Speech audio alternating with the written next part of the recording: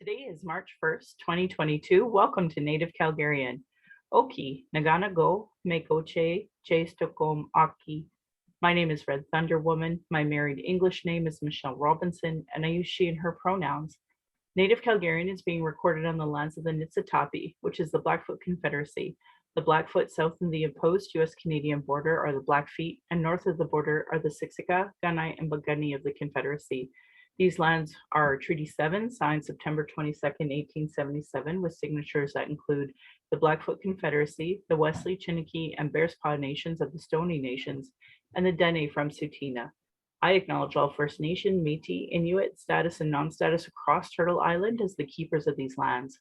All non-Indigenous are treaty partners with the government signing on your behalf. I honor the Blackfoot as the elders and members have been kind to me on my Red Road journey. Elder Red Crane taught me how to pronounce my spirit name. I was born in Calgary, or in Blackfoot, Milkinstis, as Michelle Elliott, an English name which has afforded me great privilege in an English colonial world. My mother is Northern Slavey Dene, or Satu Dene, but my Indian Act imposed status card by the Canadian government says Yellow Knives Dene. My father is so Canadian. I'm a daughter of the Mayflower, a daughter of the American Revolution, while having an Indian Act imposed status card. My Dene lineage roots me in the land of the Hare people, like rabbits, also called the Great Bear Lake people in Treaty 11. I'm a native to Turtle Island, and my Dene Nation is a visitor to this area of Clincho Tine Indahe in Satu Dene, meaning Many Horse Town, named after the Calgary Stampede. Land acknowledgements are critical for creating a safer space for Indigenous, as well as honoring the host as a guest and acknowledging your role as a treaty partner.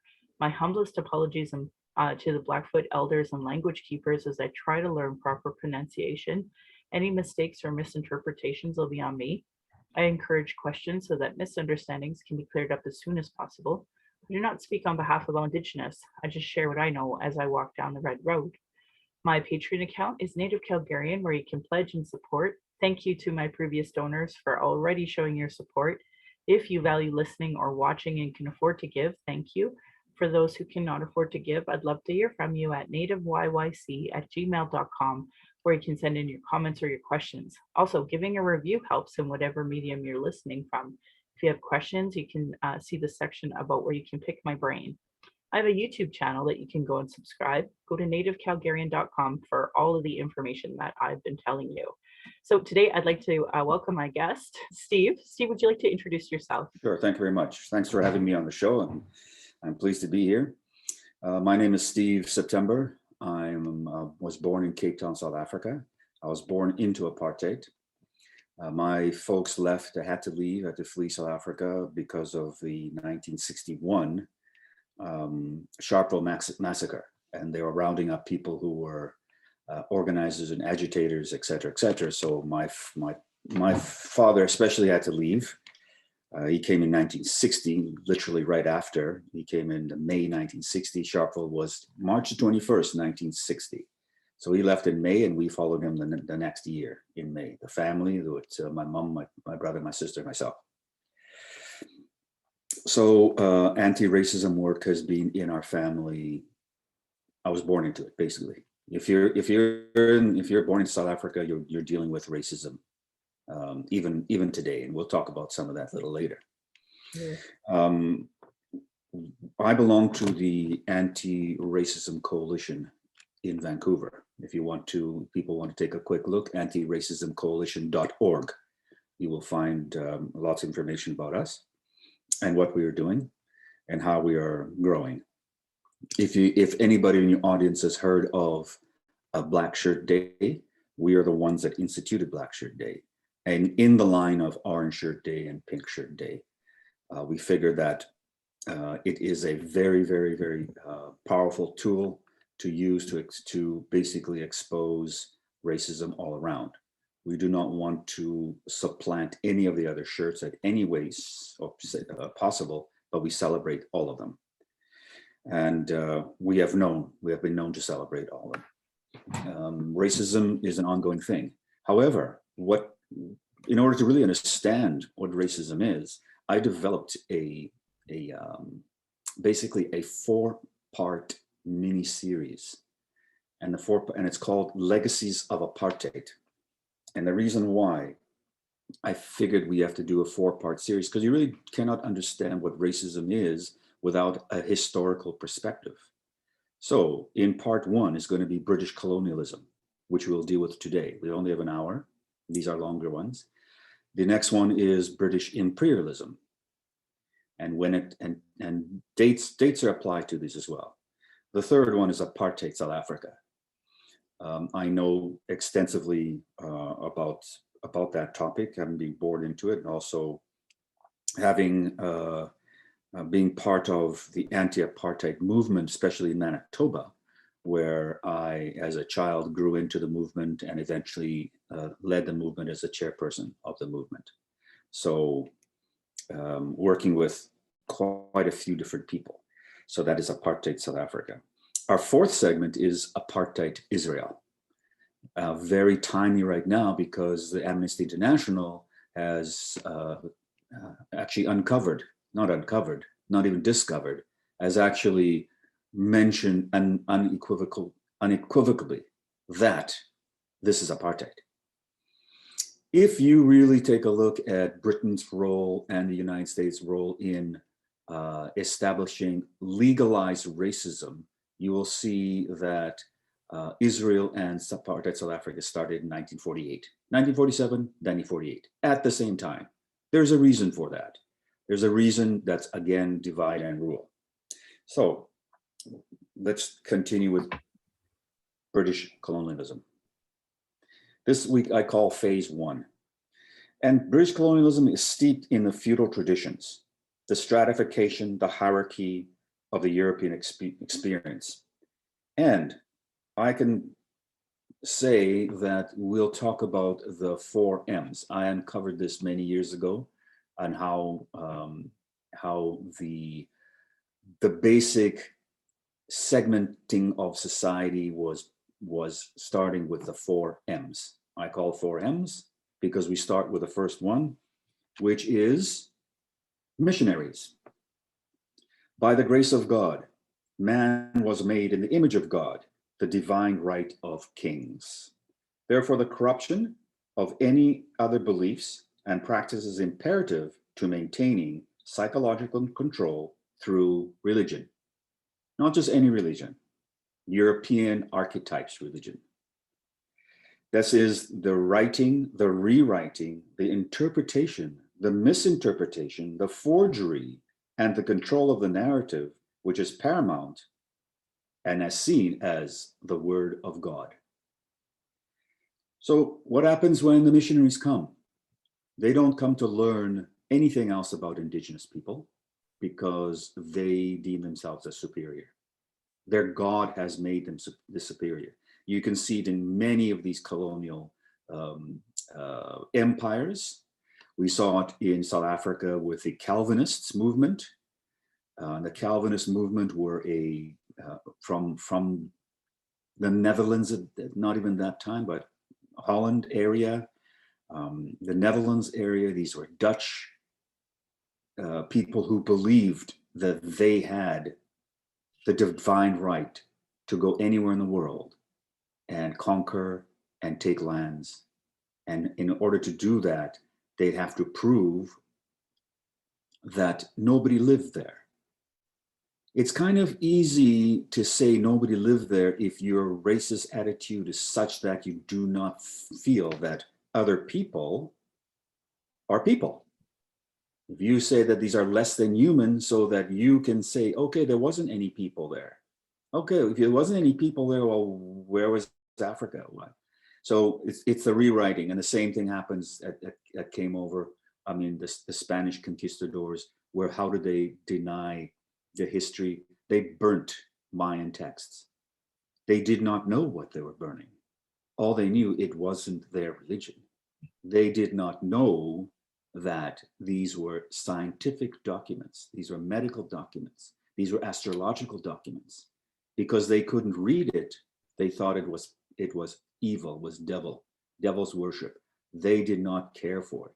The only thing they could not destroy was the stone, the stelos. They tried to blow up many, they tried to cover up many, but they could not destroy the stone. And still today, we're finding out just massive amount of information on science, math, astrology, medicines, etc., etc.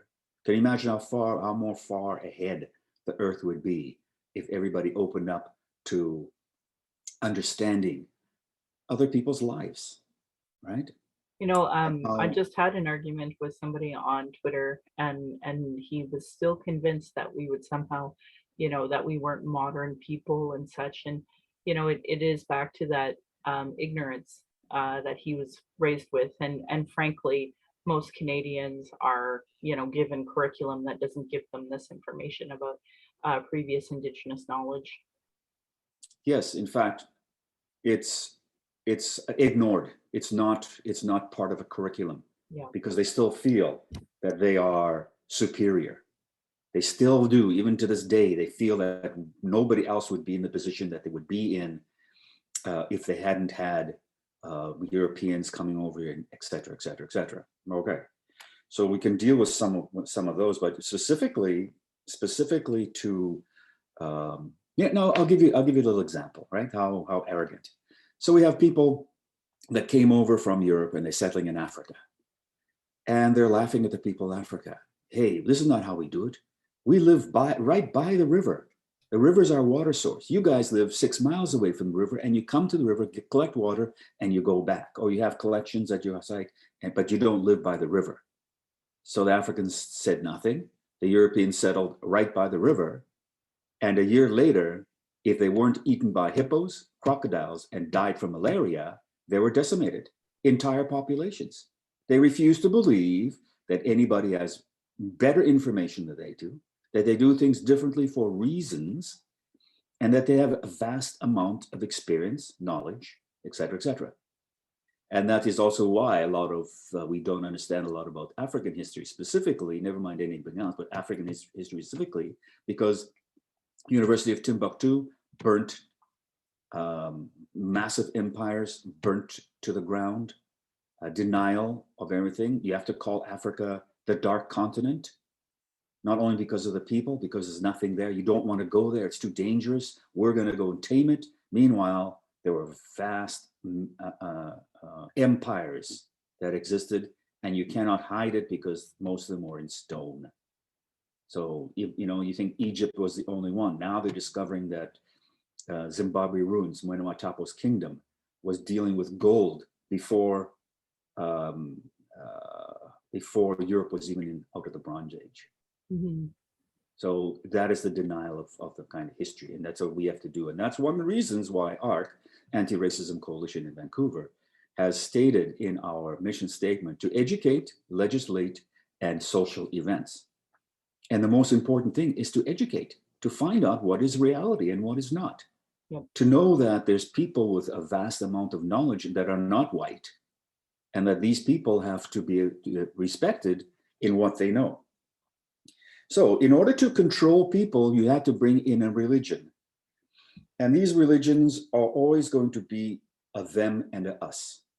And lately, a lot of people are starting to get really upset with the fact that that they're finding out knowledge in variety of different places that they never knew existed, namely the pyramids, how the pyramids worked. And of course, they don't even know how it's done, even today, because their science is not there.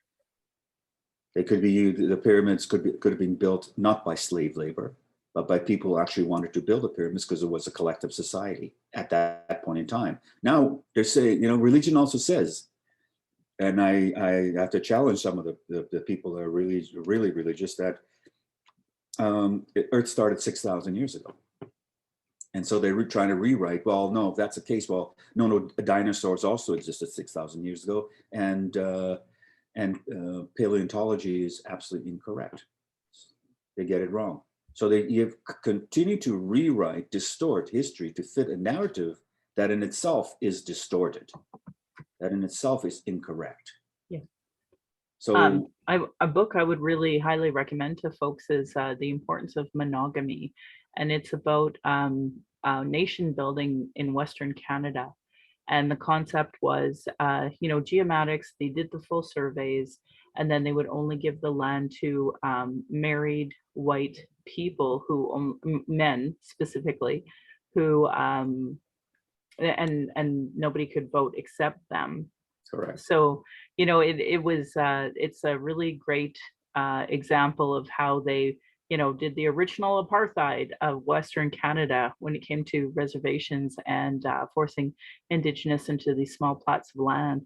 And I recommend it only because, as we talk about apartheid and its origins, this is such a academic documented account of how they basically divvied up the land and didn't allow women to have it, or folks who were in a poly relationship. It had to be monogamous.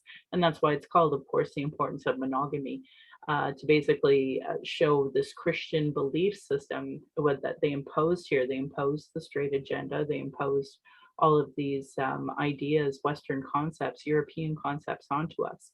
So I just wanted to give a plug out for that book, because it's absolutely a worldview change and I think it should be required reading for folks in Canada, because they need to understand the basics of where apartheid came from. Correct. And when we talk about apartheid, which is the third in the series, you'll find out that the architects of apartheid used the Indian Act of North America, the British North American Indian Act, to institute the types of draconian laws that only allowed certain things. And if you want to go and take a look at the history of the United States, when the United States Constitution says all men are equal, they weren't talking about everybody in the land. They were talking about the business class fighting against the ruling class of Britain.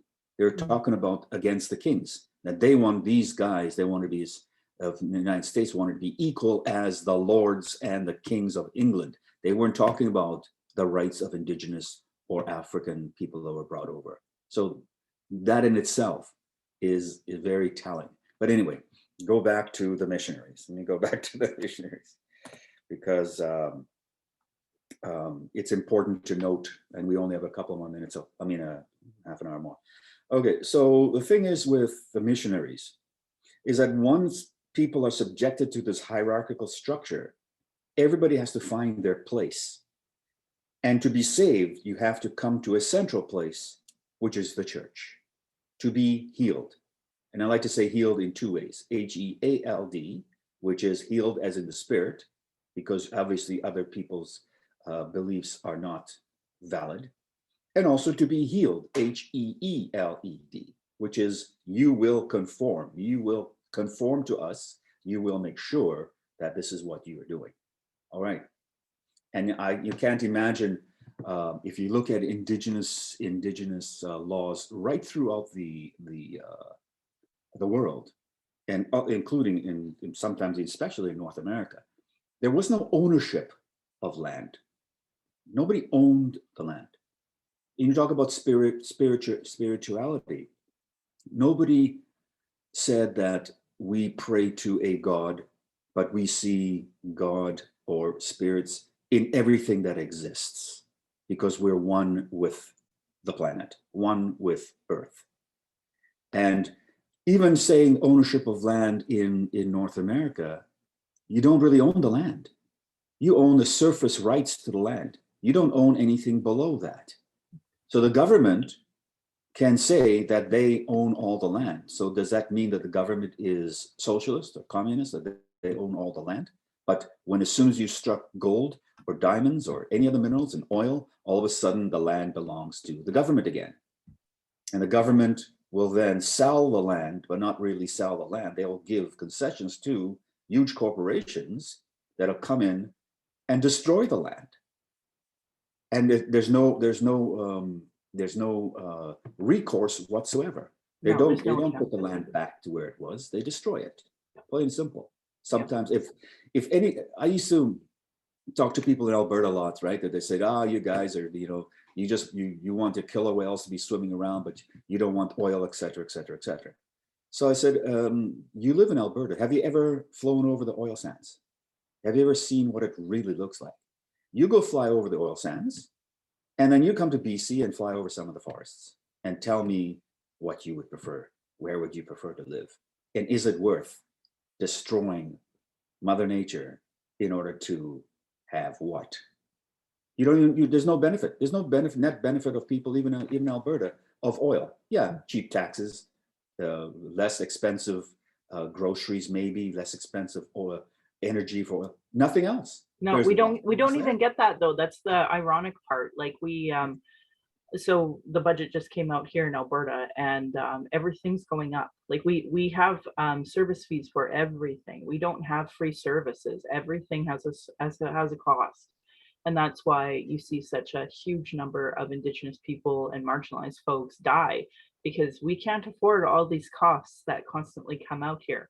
And for folks who are in the upper class, they obviously have incredible benefits through their Right. companies and such, so they can afford, and they don't see the cost because they make way too much money and they don't care about the people around them. And in fact, worse, today they instituted more police, more transit police, and now so-called ambassadors to have the poorest people in our city have to pay, make sure that we're paying our transit fare, because we have such low ridership now, and because all of the rich folks, they obviously are staying in their homes. They're not going, they don't have to take public transit. They never had to. Correct.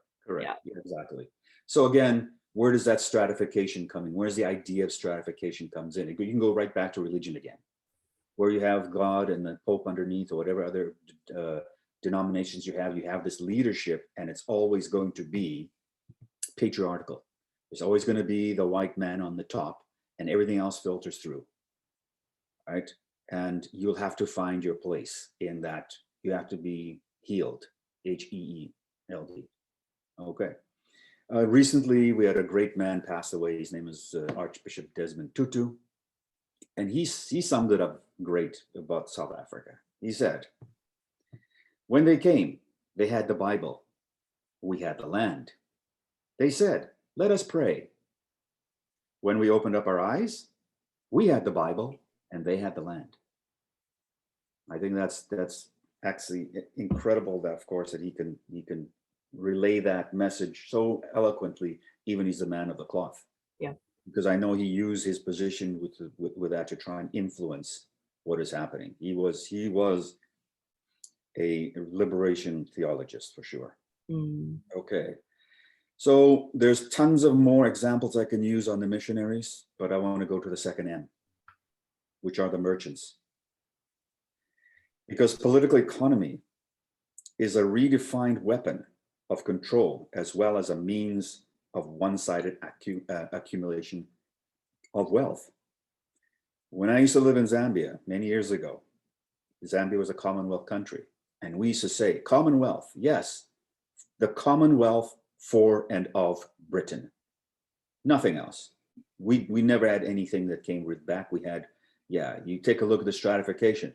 I used to laugh at the judges sitting there in Zambia, where you had these black men sitting there, judges, and they had literally the garb of England.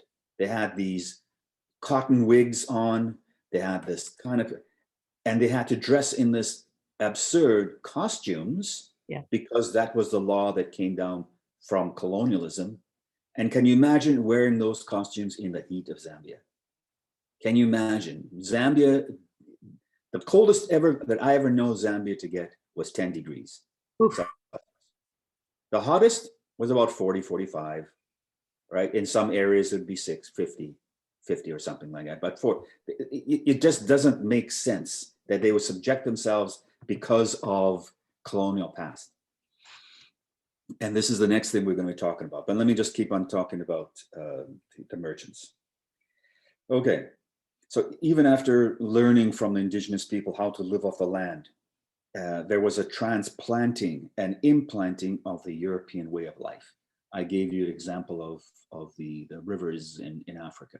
I can give you some more examples of how the Indigenous people of Canada actually taught the many of the Europeans who weren't from Eastern and Northern European how to live in the cold. You know, and it's only when you're in Siberia and Russia that you really understand the cold of Canada. Otherwise, you don't. People from Western and Southern Europe don't understand that kind of cold. The only ones that really did a lot were the Ukrainians, where they understood it and they were able to have farms, et cetera, et cetera. So the types of food that were necessary to grow, et cetera. But so what happens? They don't want that. The powers that be do not want any of the traditional foods, any traditional medicines. You have to become totally dependent on the forces of colonialism in order to survive. So your entire society is corrupted. You won't eat wild rice, you'll eat flour. You eat the wheat products, you'll eat bannock, you'll eat et cetera, et cetera. So when you grew up, when Indigenous people grow up on natural foods, they maintain a certain body. They maintain a certain type of physicality, a certain type of health. Yep. When you stray from that and you get all these other foods that might be okay for Europe, but not okay for Indigenous people, you'll find the propensity of ill health, obesity, diabetes, lack of proper health care. You will see that these things will occur. So the merchants come and they will only have their wares. So you'll only be able to buy what the merchants have to offer. And the merchants will then take over the land and recultivate the land so that all of the produce goes back to Europe, especially England. Tobacco, coffee, tea, cotton, you name it, gold, all the stuff from the Caribbean, all the stuff from the Eastern Seaboard, all goes back to Europe. And then they refine it there and they bring it back and it's quadruple the price. They don't set up factories and employ people, et cetera. They don't do that either. They just send the raw goods over, manufactured, come back. The biggest example is India, where Shashi Tharoor, a brilliant mind. He takes Britain to task all the time. His famous, as far as I'm concerned, his famous line for me is, never in the history of the earth has one group of people, Britain, made the richest country in the world and turned it into the poorest country in the world in 200 years. And that was India. They did it to India. They stole incredible amounts of everything. Yeah. Not only just riches in goods, in physical goods, but mathematics, science, artwork, yeah. Religion, spices, special types of spices, and medicines. You know, yeah. So you see a total corruption of people's economic way of life. You see a total corruption of their spiritual way of life. And now we're going to come into the third M, the military.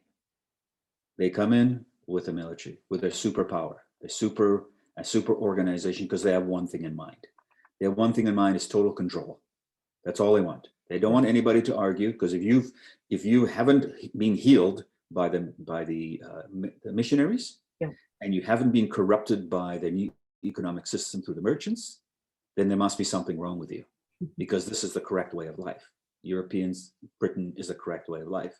Yeah. So if you don't do that, you will face the military. And how many of these different military operations were there right across the North American continent? And yeah. They kept on going. And they'll write out a lot of people. The only people that they can't really write out of it is people like Tecumseh, right? Because there was a hard fought battle, because he had so many different nation groups, tribes together fighting, but eventually the firepower worked. So military eventually worked. And we're gonna discuss this under imperialism, but it's basically the technology that allowed, especially Britain, to gain as much power as quickly as they did. Mm. And the military gets unleashed, and it's barbaric. It's not only against fighting wars, men versus men for the patriarchy. No, it's about annihilating. And I'll have to regroup that fourth M now, which is massacre. Yeah. They will love the Europeans love to just fight massacre. I don't know what it is. I think I do, but I don't know what it is really. And we could see it even today in Ukraine. They're fighting. Yeah. They're the same people. They're Europeans. They're Slavic. They're fighting each other. Right? Where is the psychology of that? So I have my own ideas about some of that, but let's see. But you know what? Let's go back into the indigenous peoples all over the world. So what happens? Well, first and the massacre comes in any form at any time. They can bring the missionaries when they're being first, and then they can massacre people, as they did with the smallpox. They found that out, right? And eventually an accident of smallpox now becomes a way of life. Give people smallpox infested blankets. Oh, here's a blanket, we're helping you keep warm. They did not, the indigenous people in North America didn't need to be kept warm 10,000 years before that. Nobody froze to death all of a sudden because they didn't have the European blanket. They had their own way of dealing with a cold, their own way of dealing with changes of season. Very knowledgeable people that were just annihilated, massacred, 80 million. Everybody wants to talk about the Holocaust in Europe because it's Europeans' Holocaust. Nobody wants to talk about the 80 million people to 150 million people of North America. Yeah. Nobody wants to talk about the 10 million people of Congo, Angola, and Namibia that were massacred by the colonial powers at that stage, Belgium mainly, but Germany as well. Yeah. So they have this mentality of death, massacre, get rid of the issues, get rid of the problems, cover up everything. So, and rewrite history. Here's a good one. Just recently, there was a long-term belief that Britain received syphilis from the indigenous population of North America. That's how syphilis came to Europe. When was that? So 1492 onwards. So there was syphilis and then onwards. Okay, guess what they just discovered in London, in England? They discovered syphilis bones underneath churches where people had died from 1200. So is this syphilis retrograde? Is it? How do you rewrite history like that? Yeah. So now they have to accept the fact that syphilis did come from North America. Did come from to North America and not the other way around. But this kind of rewriting of history, total lies all the time, and misinformation and omissions that really need to be addressed. And the only way we can address it through education. Yes. And this is why we talk about educating, and that's why I broke down the four-part series into British colonialism first, because that's the root of it, and then how they really maintained all their grip through British imperialism, which is my next segment, and then we can talk about the other two, Apartheid South Africa and Apartheid Israel after that. These are all our sessions. Yeah, so I guess obviously a lot of stuff has gone online because of the pandemic. So is this something that would be outside of Vancouver that if somebody was listening in Saskatchewan could access? Of course. It's going to be on our website. We're in the process of all that right now. We're in the process of doing a lot of that stuff. You will see some already of our, if you go to the antiracismcoalition.org, you go to the website, you will see the question of the ballot box in South Africa. What does it mean? The question of hair. Black people, hair is treated differently in all different segments of society, right? You will see the question of Cancel Canada Day. What does it mean? what does Cancel Canada Day mean actually? What is Canada? You know, asking questions, keep on asking questions. I think that's the main thing. And when you ask questions, you will try and find the answers, but you need to dig deep, and you need to go people at least have some knowledge in different areas. And it's not only the people in the academies, in the universities, and the colleges who have all this knowledge. There's some deep knowledge within the Indigenous communities still today that they haven't been able to just kill off. Yeah, I talk about the United Nations Declaration on Rights of Indigenous People, or UNDRIP, I call it for short, for that reason. In it, they talk about how education has to be looked at far bigger than just the way colonizers decide to implement their education. And it's in the articles. Unfortunately, we give the solutions on a regular basis through this podcast and through every medium that you can think of. And I just get a kick out of settler colonizer fragility, going, oh my God, I just don't even know what to do. And like I'll give them frameworks. So here in Calgary, we have a wonderful organization that called Community Wise, and they had done this framework for these colonized policy type nonprofits. I hate that terminology because it's, one, not true, and two, it's just for white people to be able to continue with their colonization. Anyway, there's this framework of anti-racism work, and it's called or Anti-Racism Organizational Change, or AROC, we call it. And it's free, it's available for everybody to implement, but you don't see Calgarians and their nonprofits implement it, because that would mean they'd have to do the work of anti-racism, and it's just so much easier to sit in their fragility and not address these issues and not look at the solutions that we regularly give them. Call to Action 57 for the Truth and Reconciliation Commission is anti-racism and Indigenous education for all public servants. And I just see every order of government fail on that. Why? I'll tell you why. It's called systemic racism. Yep. These people who get into these positions of working through ministries, and they're bureaucrats, they're not politicians, they're bureaucrats. Mm-hmm. And we face this ourselves when we talked about the Black Shirt Day, implementing Black Shirt Day, but this is also Black History Month. And they will take your information and go, oh, this is so great. Wow, you guys have done a lot of good work. And they'll take it and they'll take it and they'll file it under G for garbage, because they aren't prepared to let them actually do the work. If you come forward and do the work, they will still file it under G, because for them it's dangerous. It's dangerous to have people knowing the truth and knowing how things really work. Yep. And we face this at a variety of stages when trying to present things. So what does that mean? It means we have to educate ourselves. We have to go back door. We have to make all these different posters to hand into the schools. Like our big thing around Black History Month is to get posters, and you can order them through us online. If you take a look at our education and also the media, you can. But these posters are for, right now, prominent Black people who have made changes in Canada. Mm. People have come up from the Caribbean because of, and it's all colonialism. It doesn't matter where you come from. You were displaced from one place to another. If you were in and around Winnipeg, Muddy Waters, you were displaced to the north.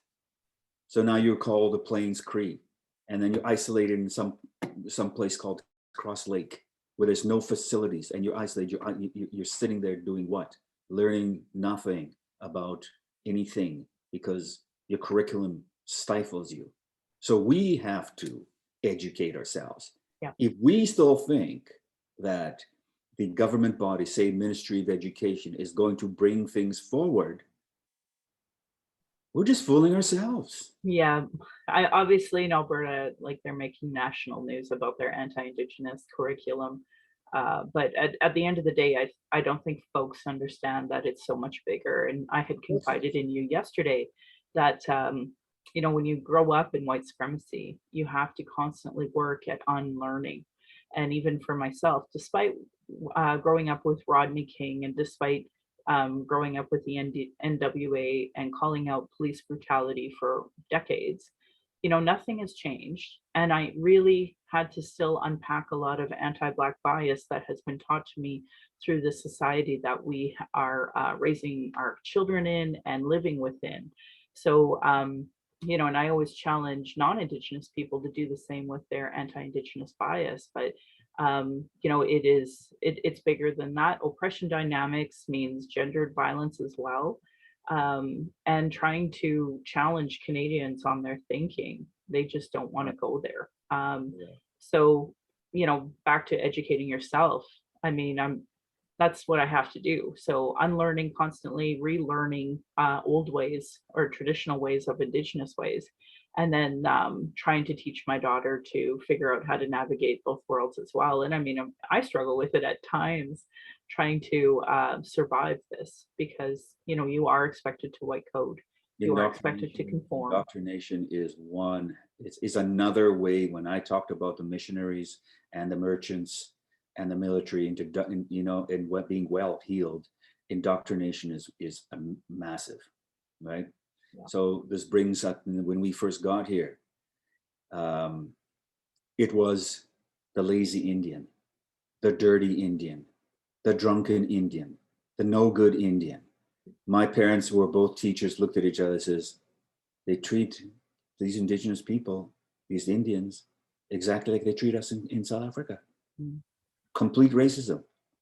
Nothing to do with your personality or your abilities or anything. It's to do with your skin color. Yeah. And if there's going to be the next challenge as well, is to do all these things. Because as soon as you realize the stratification of patriarchy, you will see that the old white rich men are on the top. Mm. And they'll even beat the woman that they're supposed to be married to, because they're not conforming. They're not, and everybody has to have their place, or you can't handle it. And the only way you can handle it is through violence. Yep. And this is the issue, right? Where your educational system is geared towards one thing only, to perpetuate that hierarchy. Yeah, that massacre part, so that you glorify it to the point that you want to join the army, you want to join the police force, you want to kill and maim and beat people you deem lesser than you. Exactly. That's why one of my biggest heroes of all time is Muhammad Ali. Yeah. If I want to fight an oppressor, I'm going to fight you right here. Mm-hmm. I don't need to go fight somebody I don't know all the way over there. Yeah. Kill somebody with a brown skin like me. For who? For you? I'm not going. You're going to go to jail. I'll go to jail. Plain and simple. I said it in simple terms, but this is the crux of the matter. This is what he was for, right?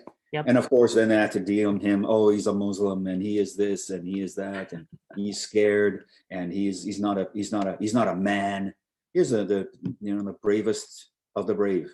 Yep. Right? Standing up to tyranny in his own backyard. Yeah, exactly. Yeah, it's and that I see all the time. I was really surprised to see a tweet of mine kind of get a little more play than normal, because I logged on and I seen all these Canadians who were so proud of President Zelensky in the Ukraine for defending his land.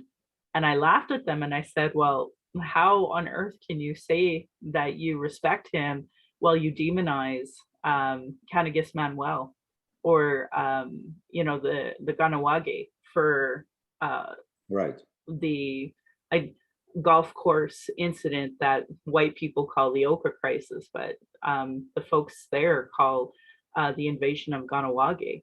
Right.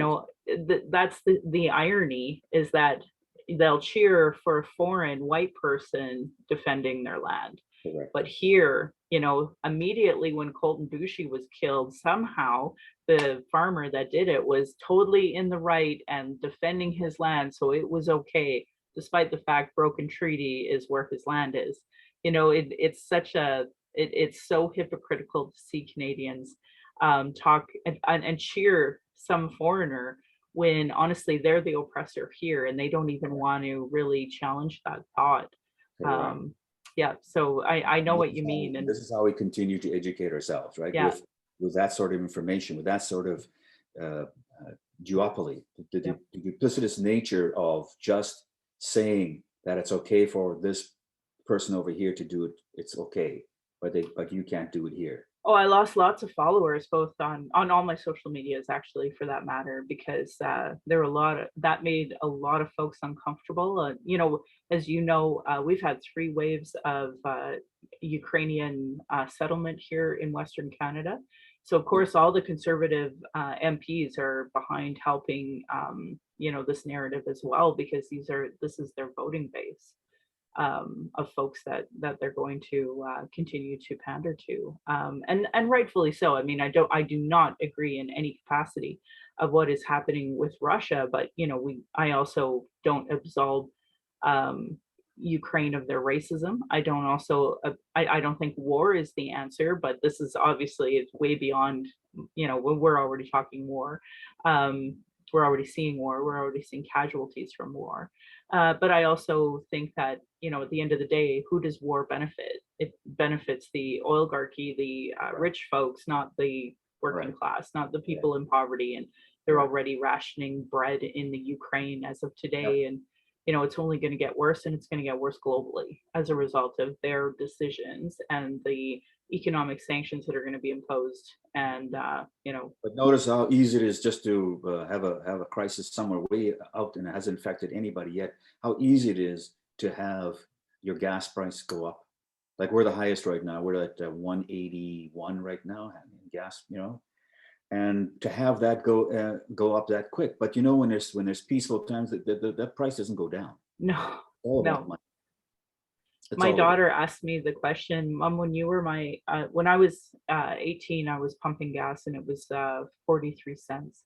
Yeah. And she just can't even comprehend that now, of course. And we never will see that ever again. But yeah, there's better technology, there's better ways to refine, et cetera, et Right? cetera. Why is it more expensive? Because Not, somebody somewhere has a quarter profit that they want to, that's right. right? That's but nothing to do with reality. It's all to do with that. To bring back that question of Ukrainian and their waves of Ukraine that came through.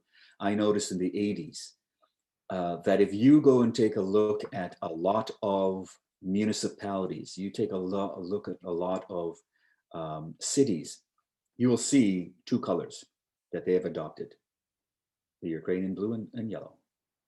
Go take a look. Go take a look at a lot of these municipalities, because just as they came in, they incorporated, they took power of certain areas. Part of that is not only the British, it's a lot of Europe that has done that as well. Yeah. Right. You take a look at that, and to show you how the infiltration of this, and then an acceptance. It's an acceptance. Okay, yeah, there you go. So they put up the colors, right? Okay, nothing. I used to work very closely with a Ukraine organization called the Association of United Ukrainian Canadians. They were progressive people. Mhm. They were the ones that saw tyranny, came over in a wave, but weren't the same as the others, right? So you'll see a difference in people. I don't blanket everybody, right? And that is why we have to work with as many people as possible. That's why the Anti-Racism Coalition used the word coalition and not movement, because we want to work with people. Yeah. As many people as possible. And then I also realized this because I worked in the anti-apartheid movement of Manitoba. And we worked a lot with everybody, including the Indigenous leaders. And at that time, I met, this is the 80s, so I met George Erasmus from the Dene. And after George Erasmus, very soon after that, there was another guy called Overd Mercredi. In fact, I used to say, hey, Mr. Wednesday. And he used to go, what do you mean, Mr. Wednesday? I said, well, your name's Mercredi. He says, no, it's not McCurdy. I says, yeah, I know, because it's Manitoba is predominantly English, but your name is actually French and it means Wednesday. Mercredi is Wednesday. And I says, I'm allowed to call you that because my name is September. Yeah. And he just started laughing. He says, okay. So Ovid Mercury and myself, we used to banter a lot, which is good. And of course, close after Ovid was Phil Fontaine. I think he had a couple of terms actually. Phil was he was a very young guy at the time. So was I. Very young guy at the time, but very progressive, right? And we used to work with the Métis Association as well. I think the man at that time, his name was Ed Head, right? So it was interesting working with all these a variety of people for different reasons on the same issue, anti-racism. Yep. You know? And the more we can educate ourselves in what it actually means and where it's come from, and I think if people listen to this podcast and remember the 4 M's, the missionaries, the merchants, the military, and the massacre, I think it'll put a slightly better perspective on how it started. Because you know that there was no overt racism before 1400s. It came in with the British, with the Europeans, stealing people from their lands, conquering their lands, stealing the lands, stealing the resources. And in order to do that, they had to demonize people. So the continent, Black Africa, Dark Africa, was scary. You don't want to go out to the outposts because the Red Indians are going to, scalp you. Well, the first people who did scalping was the Europeans. Yep, not us. Yep. And there's another distortion of history, like who did what, when, and how. Yep. So try and get all that information, rewrite that information, try and ensure that people understand that there are many sides to a story. There's not one or two sides. There's not even like people say yours, mine, and then the truth. There's more than that. Yeah. Because there's so many layers of this complicity. Well, and as humans, we can only comprehend so much. So when you have 10 people in a room, you have so much more, information to share and perspective to look at what you are sharing. It's a real shame that we've been forced into the segregation of ideas and culture and education, because unfortunately, everybody is lesser as a result. And that's why I always say white supremacy hurts everybody. Where did that start? White supremacy hurts everybody. It started with the notion of divide and rule. Yeah. And this is what you do. You stratify your entire population so that you have these people on top. These are the next beneficiaries, et cetera, et cetera.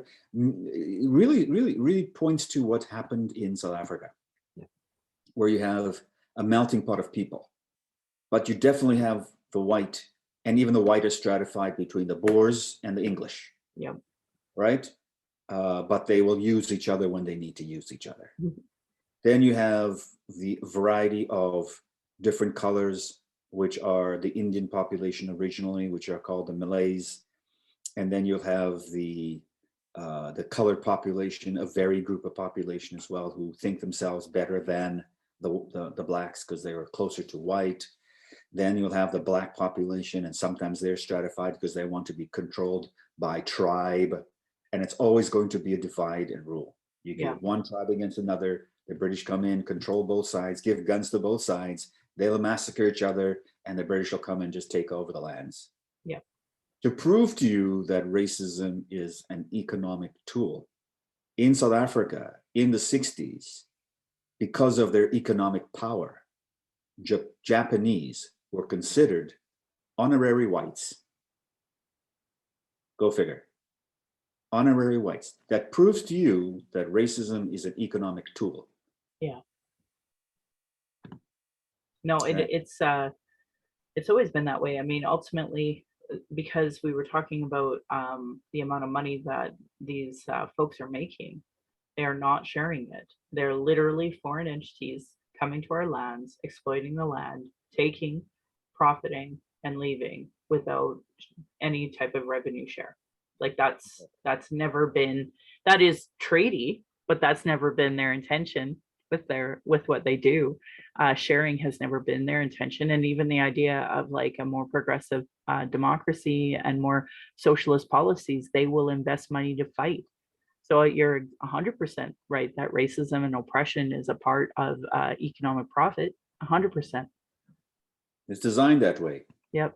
Because we take a look at it, you know that there are black generals in Rome, and there was no overt racism in that sense, because long time ago you were able to conquer a different area or have fights with a different tribe, and if you won, then those people would either be co-opted into your organization or into your nation, and some of them would be slaves. It doesn't mean that they were all one color or one kind of people. And it was shown that with the Nubians when they conquered Egypt, and vice versa. Mm. They were co-opted Yep. into each other's nation states and tribes, whatever you want to, kingdoms, and et cetera, et cetera. You know, Steve, I know you and I could probably talk for 2 more hours, and I appreciate you taking the time that you've taken today in order to talk to me. So thank you from the bottom of my heart. I hope that between your website, and I'll give the Instagram information as well in our info, I'm hoping that you'll have a lot more followers and go from there, because to me, this work of anti-racism is so important. You know, we try to do that work out here as well, and it is so difficult under these ridiculous dynamics that we're under with the pandemic and now the war, and you know, trying to recover economically. And these barriers are there for a reason. So this work is really important. It is the most important work as far as I'm concerned. So I appreciate you coming on and talking about it. I'll have to leave Sure. another thought. Sure. People have to question all the time. Mm-hmm. What is happening now when the issue of Ukraine and Russia are on the table? What is happening in Yemen, Somalia, Palestine? What is happening in these countries? You don't see it anymore, but that hasn't stopped. And this is a good cover up for all that. Yeah. And I think that you need, and this is another reason why there's going to be a lot of censorship. Yeah. There's going to be a lot of places that are going to be news outlets are going to be closed because they're showing these kind of stuff. We have to try and get people together. And we made it clear. We had a few issues back in January, and we made it clear as in the Anti-Racism Coalition that we are not going to fight with any other BIPOC organization over anything. If someone has a point of view, great. That's your point of view. Go ahead with it, run with it. We are not going to challenge you on that point of view.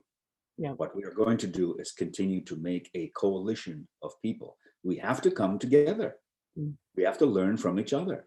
Yes. We can't say, well, this person said that, I don't like that, and we're not going to. Well, you're not listening to the whole story. Mm. Right? Well, I appreciate that. Thank you so much, Steve. I appreciate that. My pleasure. Awesome. Well, I'm going to say my exit, and you're welcome to chime in and anything that I say, because you may have some other resources that you really like as well. I'm proud that this podcast has given solutions and included cultural safety training or cultural first aid in almost all of them to create a safer place for Indigenous, people of color, those with a disability, LGBTQ2+ to speak. I just recently shared this actually as the conversation here in Alberta. Today's March 1st, so today's the day. There's no mask restrictions. And for folks who choose to wear a mask, who may get harassed, this link will still help you there as well. So a huge thank you to Cheryl Ward, Chelsea Branch, and Alicia Fridkin of heretohelp.bc.ca of what is Indigenous cultural safety and why I should care about it. Their work in those cultural action tools I've said hundreds of times on my podcast, so please support Indigenous work as part of your reconciliation work and settler understanding. I'm just lucky enough to highlight it and repeat it here. Internalized racism or lateral violence is another form of violence marginalized folks experience by the structure of racism. And I actually think Steve just rightly said that by saying, we have to come together, we have to work together. And if one BIPOC organization has some different thoughts, you don't fight that, because that is a form of that internalized racism or lateral violence. So we have to figure out how to work together. RacialEquityTools.org by Donna Bevins has a great PDF on what is internalized racism that I recommend. American Friends Service Committee has some really great suggestions for do's and don'ts for bystander intervention. And again, can be used not just for Muslim women's getting their hijab ripped off, or LGBTQ2 plus, or disabled folks who are trying to access services and you're witnessing barriers, but also the masks. And again, Indigenous have been talking about these issues. Oh, I don't know if I actually gave it to you. The afsc.org, resources, do's and don'ts, bystander intervention. Lots of information there. Indigenous have been talking about our issues, sharing our traumas in reports, commissions, and public hearings, just so it can be regularly disregarded. No more. Honor our words, honor the treaties, listen to politicians and their policies and platforms if they don't recognize marginalized in their budget with Gender Equity Plus, if they're cutting violence prevention programs, services, Indigenous education, uterus health choices, gay straight alliances, lack of human rights for migrants, immigrants, folks with disabilities. Know that your vote to that party directly negatively impacts marginalized people. Demand that they implement the Truth and Reconciliation Commission calls to actions, the recommendations of the Royal Commission on Aboriginal Peoples, the multiple reports about child welfare reform, violence prevention, now 231 calls to justice from the National Inquiry on Missing and Murdered Indigenous Women, Girls, and Two-Spirit. Denying these reports is a form of abuse called gaslighting. Our people are experiencing racism in the justice, education, and health institutions with multiple reports that say the same thing. Demand change from the election platforms and politicians. If they don't understand colonialism, racism, privilege, and sexism, they have zero business running. This should be understood by all parties and politicians, community organizations, sports clubs, etc. A really great article is Truth Before Truth, How Non-Indigenous Canadians Become Allies. And there's actually even more great articles out there.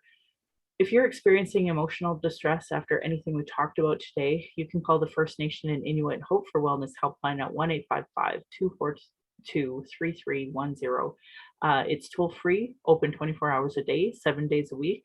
If you go to hopeforwellness.ca, they actually have a chat option on there as well. If more related to missing and murdered Indigenous women, girls, and Two-Spirit, you can call 844-413-6649. For non-Indigenous people, you can call the distress center line in your area. A lot of folks have functioning 211s. And if not, you can also call 833-456-4566. In Alberta, we have the 60 Scoop Indigenous Society of Alberta, ssisa.ca.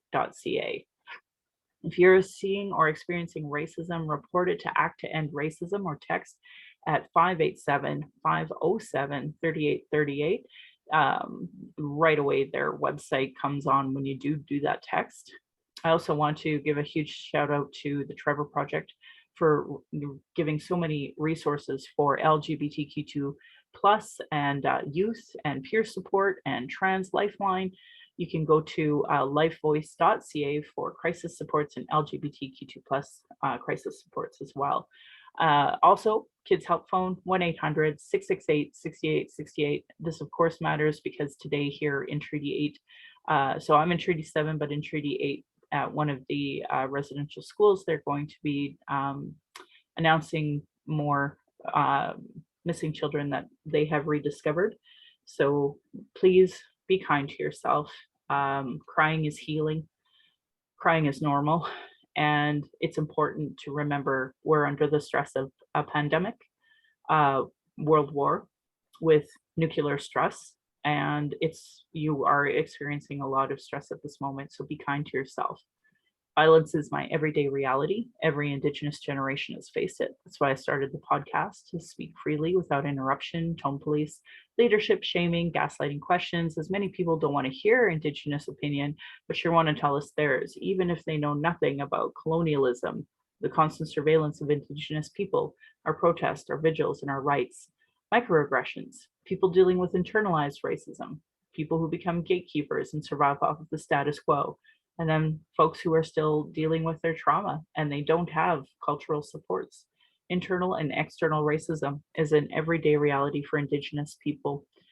I want to say thank you to my ancestors, to my granny, my mom, of what strength looks like through your example, my dad for teaching me to be strong and blunt, my stepmom for showing me what a proud culture is through her Austrian roots, and teaching me to be a proud Calgarian. It's through her I'm a second generation proud Calgarian. But if you are not Native, I recommend you don't call yourself a Native Calgarian. I want to say thank you to my husband for producing and editing the show. On top of being my husband, my childhood friend, the father of our child, he has supported me down my journey of the Red Road for decades, and he has witnessed racism and sexism as a result. To our child, who we are blessed to learn from daily, we are honored you chose us. You give me daily accountability to be a better and stronger person. I hope one day they'll be proud of us discussing these present day issues in a way that they can understand. My Patreon account is Native Calgarian, where you can go pledge and support. Thank you, previous donors, for showing your support. If you value listening or watching and can afford to give, thank you. To those who cannot afford to give, I'd love to hear from you at nativeyyc@gmail.com, where you can send in your comments or your questions. I also have a YouTube channel. You can go and subscribe. You can go to nativecalgarian.com for all the latest podcasts and pin posts on social media. And I always end by giving that side eye to those Calgary rabbits. You're lucky I'm not tradish. My beautiful cousin who we went driving with one day said, "Oh, are you be in my dish?" Thanks so much for listening, folks.